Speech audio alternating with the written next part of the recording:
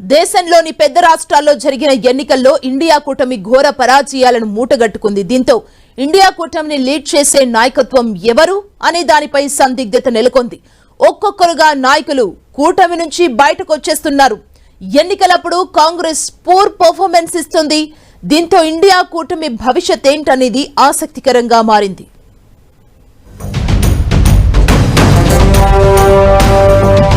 మహారాష్ట్రలో జరిగిన ఎన్నికల్లో ఇండియా కూటమి ఘోర పరాజయాన్ని మూటగట్టుకుంది.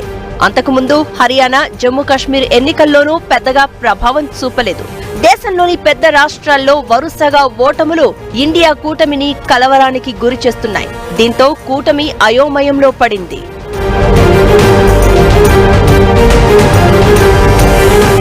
Indian national development inclusive alliance పేరుతో ఇండియా కూటమి గత ఏడాది జూలై 18న ఏర్పాటు చేశారు.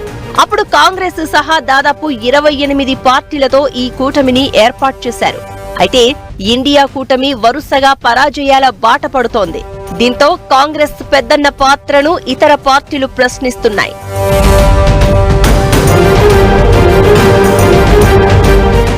మహారాష్ట్ర ఎన్నికల ఫలితాల తర్వాత తొలిసారిగా ఇండియా కూటమి పార్టీల సమావేశాన్ని ఏర్పాటు చేసింది. అయితే ఈ మీటింగుకు తృణమూల్ కాంగ్రెస్ ఢుమ్మా కొట్టింది. దేశవ్యాప్తంగా 48 అసెంబ్లీ సీట్లకు ఈ మధ్య ఉప ఎన్నికలు జరిగాయి. కానీ ఎక్కడా కాంగ్రెస్ సత్తా చాటలేకపోయింది.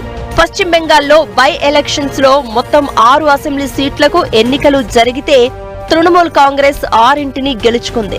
ఇది టీఎంసీలో ఆత్మవిశ్వాసాన్ని పెంచింది. ఇండియా కూటమిని లీడ్ చేసే బాధ్యతల్ని వెస్ట్ బెంగాల్ సీఎం మమతా బెనర్జీకి అప్పగించాలని ఆ పార్టీ నేతలు పలువురు డిమాండ్ చేస్తున్నారు. దేశంలోని పలు రాష్ట్రాల్లో కాంగ్రెస్ బీజేపీని నిలువరించడంలో విఫలమైందన్న విమర్శలు పెరుగుతున్నాయి. కాంగ్రెస్ అగ్రనాయకుడు రాహుల్ తీరుపైన కూటమి నేతలు అసంతృప్తిగా ఉన్నారు. పార్టీల సూచనల్ని పట్టించుకోవడం లేదని, మొండిగా వ్యవహరిస్తున్నారు అనేది రాహుల్ పై వస్తున్న ఆరోపణ. మహారాష్ట్ర ఎన్నికల్లో కూడా వద్దన్న వినకుండా వీర సావర్కర్ అంశం ప్రస్తావించడం, కులగణన అంశం బాగా దెబ్బ తగిలేలా చేసిందని అంటున్నారు. రిజర్వేషన్లు రద్దు చేస్తామన్న బీజేపీని కాంగ్రెస్ అడ్డుకోలేకపోయిందని ఆగ్రహంతో ఉన్నారు.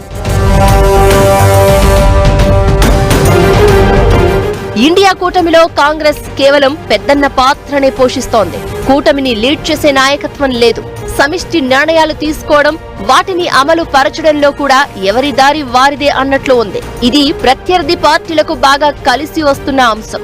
దేశంలో అతిపెద్ద రాష్ట్రాల్లో ఒకటిగా ఉన్న మహారాష్ట్రలో కాంగ్రెస్ కేవలం 16 సీట్లనే గెలుచుకోగలిగింది.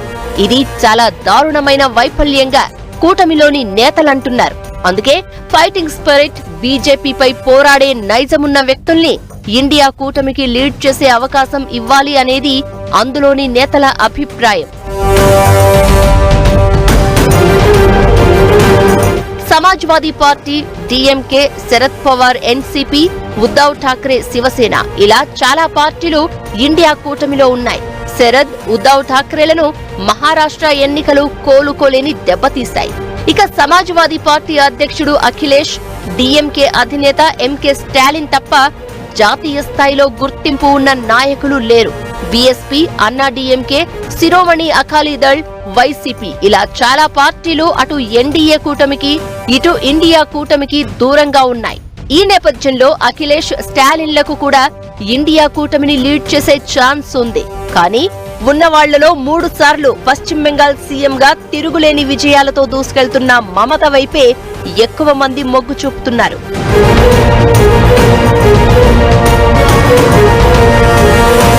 పేరుకే విపక్షాల ఇండియా కూటమిగా ఉన్నా ఎన్నికల సమయంలో సీట్ల సర్దుబాట్లప్పుడు కాంగ్రెస్ కు ఇతర పార్టీలకు మధ్య భేదాభిప్రాయాలు వస్తున్నాయి. అలా చాలా పార్టీలు ఒంటరిగా ఎన్నికలకు వెళ్లాయి. ఆప్ అధ్యక్షుడు కేజ్రీవాల్, జేడీయూ చీఫ్ నితీష్ లు కూటమి నుంచి బయటకు వచ్చేశారు. లిక్కర్ కేసులో కేజ్రీవాల్ ఉండడంతో ఏ క్షణానికి ఏం జరుగుతుందోనన్న అనుమానాలు ఉన్నాయి. దీంతో ఇప్పుడు మమత వైపే అందరూ చూస్తున్నారు. పైగా 2027 నాటికి జమిలీ ఎన్నికల దిశగా కేంద్రంలోని ఎన్డీఏ సర్కార్ ముమ్మర కసరత్తు చేస్తోంది. అలాంటప్పుడు ప్రతిపక్ష పార్టీలను లీడ్ చేసే బలమైన నాయకత్వం ఇండియా కూటమికి అవసరం అంటున్నారు. లేదంటే చేజేతుల బీజేపీకి విజయాలను కట్టబెట్టినట్లవుతుంది అనేది ఇండియా కూటమిలోని పలువురు నేతల అభిప్రాయం. మరి కాంగ్రెస్ చొరవ చూపుతుందా? బలమైన నేతకు కూటమిని లీడ్ చేసే అవకాశం ఇస్తుందా? చూడాలి.